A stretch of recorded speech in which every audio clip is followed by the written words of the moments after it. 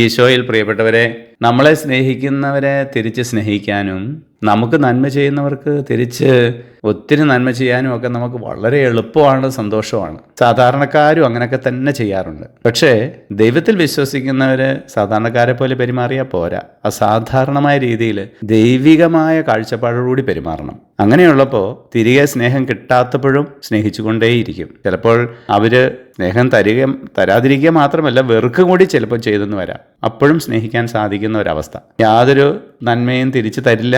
ഒരു നന്ദി വാക്ക് പോലും പറയാത്തവർക്ക് വീണ്ടും നന്മ ചെയ്യാൻ തോന്നുക, അത് മാനുഷികമായിട്ട് സാധ്യമല്ല. ദൈവികമായൊരു പ്രവൃത്തിയാണത്.